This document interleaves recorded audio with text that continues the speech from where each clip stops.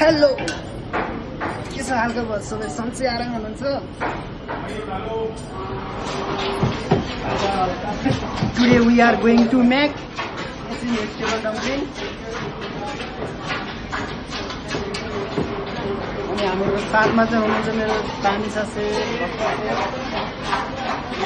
चाहिँ हाम्रो first video है साथमा चाहिँ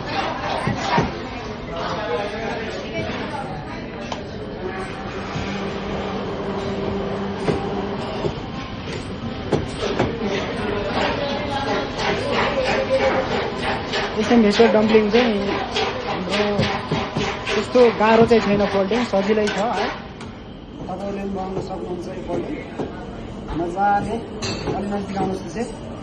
मेरो साथीहरूलाई चाहिँ मजाले यो फोल्डिङ चाहिँ देखाइदिन्छु कि ल सट्ट लाएर यस्तो गर्ने मजाले बिस्तारै प्रेस गर्ने एउटा मिठाई हुन्छ नि मिठाई जस्तो हुन्छ यो फोल्डिङ चाहिँ हेर्दा चाहिँ अलिकति सजिलै लाग्छ तर अलिक बनाउँदा फर्स्टचोटि बनाउँदा चाहिँ अलिकति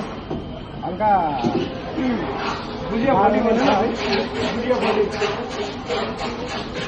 फोल्डिङको नाम चाहिँ भुजिया है भुजिया फोल्डिङ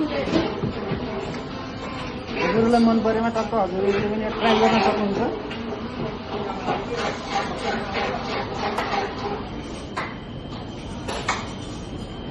ल यो चाहिँ देख्नुहोस् है कस्तो लाग्छ हजुरलाई मन परेमा हजुरहरूले ट्राई गर्न सक्नुहुन्छ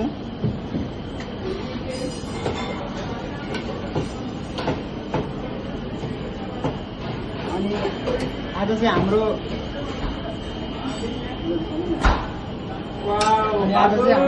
तानिसा सेफले चाहिँ